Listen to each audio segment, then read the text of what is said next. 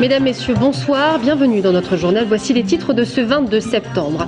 Le témoignage d'une Tourangelle malade du Mediator. Elle réagit après la mise en examen du président du laboratoire Servier.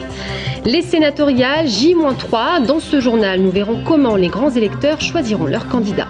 Et l'on finira cette édition avec les préparatifs des 20 km de Tours. 600 bénévoles organisent l'événement.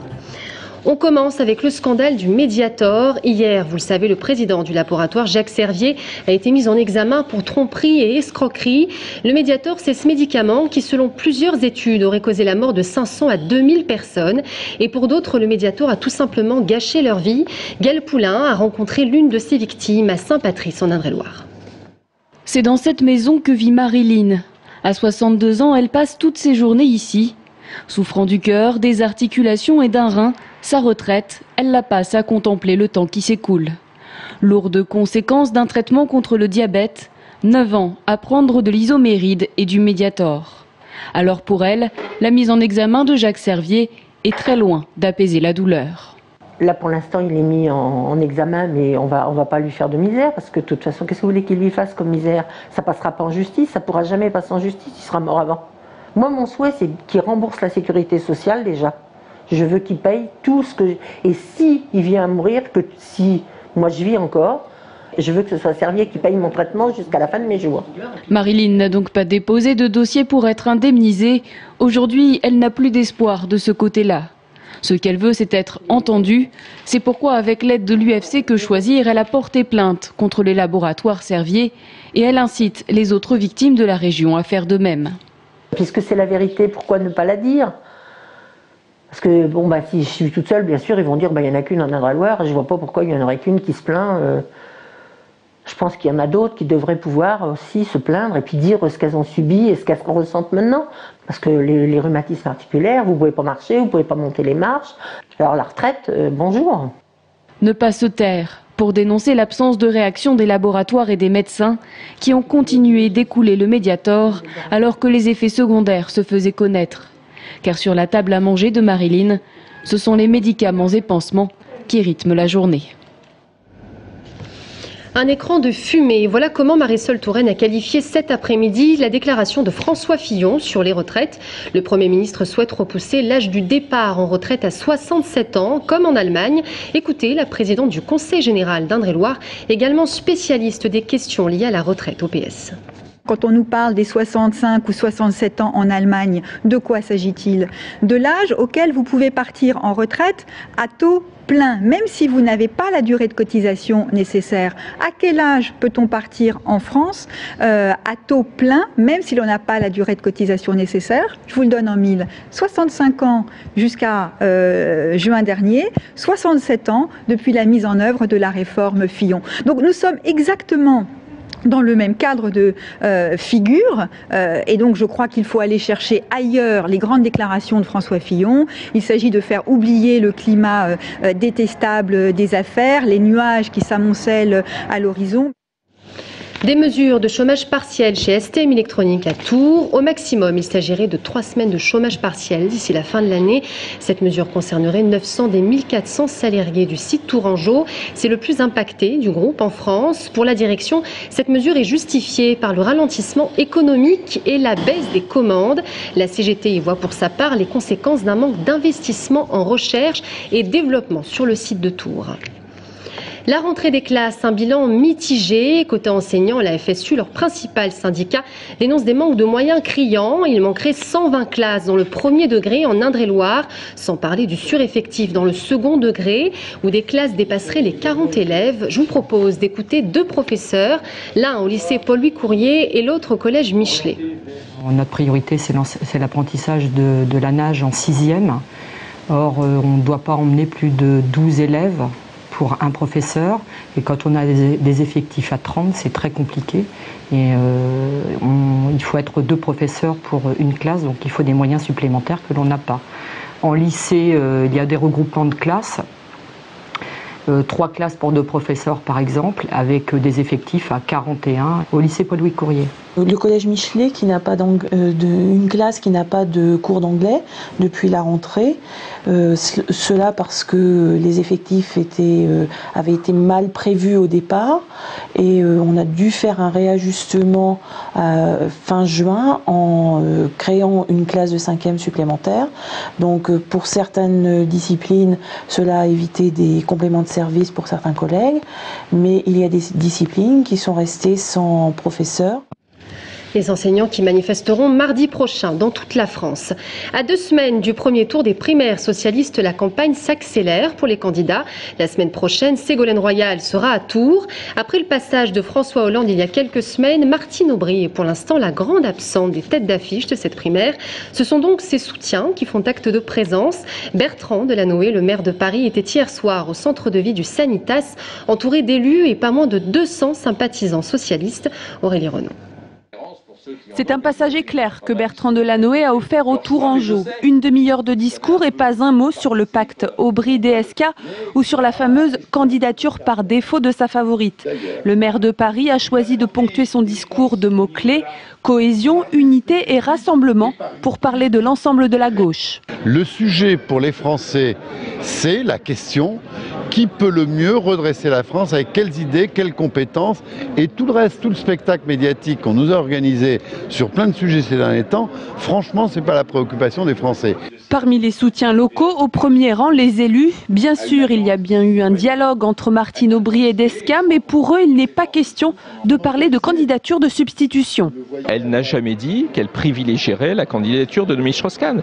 Elle a toujours dit qu'elle était une candidate potentielle. Pacte ou pas, pour certains militants pro-Aubry, leur candidate ne pourra compter que sur elle-même, notamment en Indre-et-Loire, fief où elle n'est pas challenger. Dire que Strauss-Kahn peut parler d'un pacte avec Martine Aubry me fait, en tant que militant, un peu sourire, puisque la plupart des Strauss-Kahniens, notamment en Indre-et-Loire, Marisol Touraine, Laurent Baumel et d'autres encore, sont derrière François Hollande et derrière les notables qui soutiennent François Hollande. Un passage de Martine Aubry en région centre deviendrait-il salutaire pour de nouveaux ralliements? En tout cas, aujourd'hui, à quelques semaines des primaires, c'est toujours « viendra, viendra pas ». Et à la fin de ce journal, nous ferons le point sur l'autre actualité politique du moment, les élections sénatoriales qui ont lieu dimanche. Mais avant cela, dans le reste de l'actualité, un homme écrasé par son tracteur qui aurait basculé dans un fossé. Âgé de 75 ans, la victime est décédée hier soir aux alentours de 22 h à Saint-Romain-sur-Cher. Collision mortelle sur la route nationale 10 hier soir aux alentours de 20 h 30 dans la commune de Villeperdue. Un motard est décédé des suites de ses blessures après être entré en collision avec un scooter. Stop aux voitures en ville. Action spectaculaire cet après-midi du collectif Vélorussion qui, selon ses membres, ont pris racine sur des places de parking. Une opération dans le cadre de la semaine de la mobilité qui se déroule en ce moment même. Aujourd'hui, 80% de l'espace urbain est dédié à la voiture et les membres de Vélorussion aimeraient que cela change. Écoutez Sophie Robin, membre du collectif. L'idée, c'est de s'installer. Ce que j'ai proposé comme thème aujourd'hui, c'est que ce soit un espace vert, c'est-à-dire un espace qui ressemble à quelque chose qu'on fait dans le jardin, tranquillement. Bon, évidemment, on est dans le symbolique puisqu'on est entouré de voitures. On est sur une rue qui est passante. La rue Marceau est une rue très très passante. Mais l'idée, c'est de dire, voilà, on voudrait reconquérir des espaces et amener du matériel qui rappelle le jardin, qui rappelle la tranquillité, la sérénité. Et justement, ce week-end, évitez de choisir la voiture pour circuler en ville. Dimanche, les 20 km de Tours adopteront un nouveau parcours. Cette année, vous le voyez, stationnement et circulation interdits sur le parcours. Côté organisation, les préparatifs de la course battent leur plein. Ce matin, 4,38 tonnes sont arrivées, des camions qui ont déposé le ravitaillement dans la cour de l'hôtel de ville. Au total, 600 bénévoles préparent entre aujourd'hui et demain pas moins de 10 000 sacs. 1,5 tonne de paella est d'ailleurs prévue pour ce dimanche. Écoutez Bernard Coupez, président du comité de l'organisation. C'est au box-office la deuxième course en France après les 20 km de Paris. À J-2 et comme vous le voyez, nous sommes en pleine activité avec tous nos amis de l'association de Saint-Genoux, entre autres, qui sont présents pour mettre en sac, pour préparer les... Allez, on compte sur une jauge de 9500 concurrents dimanche prochain. Et si vous voulez relever le défi, les inscriptions sont ouvertes jusqu'à samedi au Palais des Sports. On en parle peu, mais un scrutin très important va se dérouler dimanche, les sénatoriales. En Indre-et-Loire, regardez, 7 candidats se disputent 3 sièges de sénateurs. Les candidats sont Dominique Leclerc, UMP, et Marie-France Beaufils, PCF, tous les deux sortants, ainsi que Jean Germain, Jean-Jacques Filleul et Pierre Louot notamment. Et puis dans le Loir-et-Cher, 8 candidats se disputent 2 sièges. Une candidate sortante, Jacqueline Gouraud. Les autres candidats sont Maurice Leroy, Nouveau Centre, Jeanne Lorjou, PS. Et justement, pour les sénatoriales, ce sont les grands électeurs qui votent, généralement des élus locaux. Comment vont-ils choisir leurs candidats? Florent Carrière s'est intéressé aux grands électeurs du monde rural, direction Ambiou, au nord-ouest de Tours. Depuis 16 ans qu'il est maire, Marcel Ploquin connaît bien les élections sénatoriales. Sur sa commune, ils seront 5 à aller voter dimanche. Vous êtes tous de la même sensibilité politique ou non? Non. 5 grands électeurs aux sensibilités politiques différentes, qu'importe pour cet habitué du fonctionnement des collectivités locales, car cette élection, il n'entend pas en faire un scrutin politisé. Il faut voter pour 3 sénateurs. Je ne pense pas que je voterai pour 3 de droite ou 3 de gauche. Certainement pas. Je vais le faire sur le plan de la qualité des gens, de la valeur des gens, de leur connaissance du milieu auquel j'appartiens, notamment le milieu rural, des projets qu'ils peuvent avoir et de la défense de notre département. Un grand électeur sur 2 ne serait pas encarté dans un parti politique. Bien souvent, les maires ruraux se sont présentés sans étiquette, comme Marcel Ploquin en Ambiou ou comme Philippe Massard à La Chapelle-Auneau. Là aussi, pas de vote politique et la réforme des collectivités territoriales qui pourrait jouer dans le scrutin ne semble pas ici influencer le vote. Sur les 7 candidats, il y en a 4 qui sont venus me voir. Et évidemment, aucun maire de grande ville, donc ça c'est clair de ce côté-là. Et puis ceux qui sont venus se sont intéressés à notre commune, aux moyens éventuels de nous aider. Et ça d'ailleurs, je saurais leur rappeler si un jour ils sont élus. Des sénateurs proches, à l'écoute, qui peuvent apporter leur soutien à des projets locaux, notamment grâce aux enveloppes financières qu'ils disposent.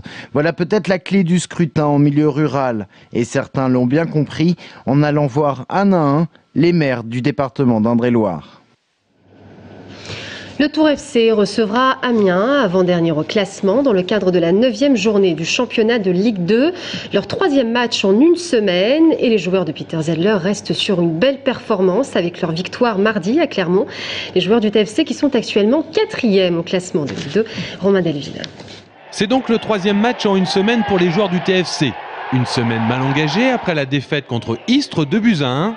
Bien rattrapé mardi soir à Clermont puisque les Tourangeaux ont ouvert le score à la 29e minute et ont tenu le score même à 9 contre 11 pendant 20 minutes en fin de rencontre. De leur côté, les promus amiénois ont sorti la tête de l'eau en faisant match nul à Angers et surtout en s'imposant mardi contre Laval 1-0. 4 points en 2 matchs, c'est plus qu'ils n'en avaient engrangé sur les 6 premières journées. Il n'y a pas beaucoup d'entraîneurs qui changent après 2 matchs où ils n'ont pas encaissé un but, où ils ont fait leur première victoire, où ils sont allés chercher un point précieux à Angers. Comme ça, on les attend comme ça, avec le même schéma tactique. Et ce schéma risque de ressembler à la tactique istréenne. Un bloc solide derrière, à fond pour profiter des contre-attaques. Les footballeurs tourangeaux vont devoir faire preuve de patience devant la meilleure défense à l'extérieur. Si demain on était amené à mener, justement, on essaiera de ne pas reproduire les mêmes erreurs, c'est-à-dire des fois il vaut mieux se contenter d'un 1-0 même si c'est pas folichon que essayer de marquer 3 buts et perdre 2-1 quoi. Si Peter Zeidler a dû rappeler certains principes de jeu, c'est que l'entraîneur tourangeau a très peu goûté le manque de rigueur face à Istres, en particulier en deuxième période.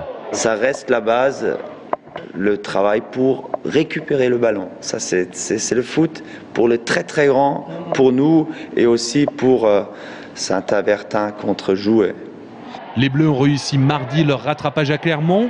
Pour décrocher une mention, ça se joue vendredi contre Amiens, avant-dernier, mais à seulement 6 points des Bleus. C'est la fin de ce journal. Merci de l'avoir suivi. Dans un instant, nous recevrons Alain Bellois, président de la Fédération des chasseurs d'Indre-et-Loire. A tout de suite.